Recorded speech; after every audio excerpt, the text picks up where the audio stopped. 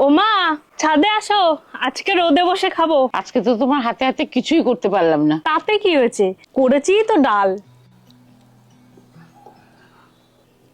এত ভালো হয়েছে, শুধু ডাল দিয়ে অমৃত লাগছে।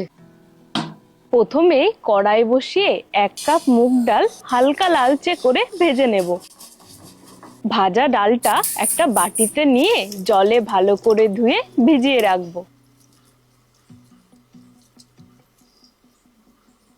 শীতের নতুন আলুর হালকা চোচা ছাড়িয়ে অর্ধেক করব। মটরশুঁটিগুলো ছাড়িয়ে নেব।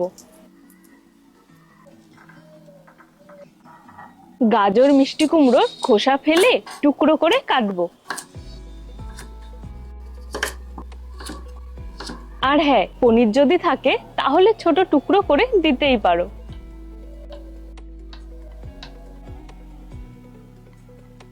এবার হাফ কড়াই জলে ভেজানো ডাল, নুন, হলুদ, চেরা কাঁচা লঙ্কা আর অল্প সর্ষের তেল দিয়ে ঢেকে সেদ্ধ বসাবো।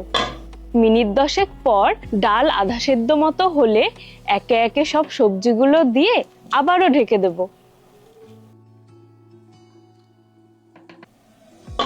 এখন সবজি ডাল ভালো মতো সেদ্ধ হয়ে গেলে নামিয়ে রাখবো। কড়াইয়ে 1 চামচ ঘি আর অল্প সর্ষের তেল গরম করব।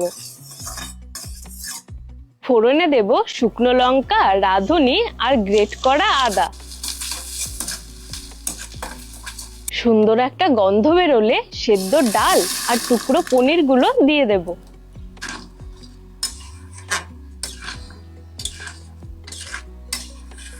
2 থেকে 3 মিনিট ডালটা ফুটে বেশ মাঝারি ঘন হলে ভাজা জিরের গুঁড়ো আর ধনেপাতা কুচি ছড়িয়ে নামাবো।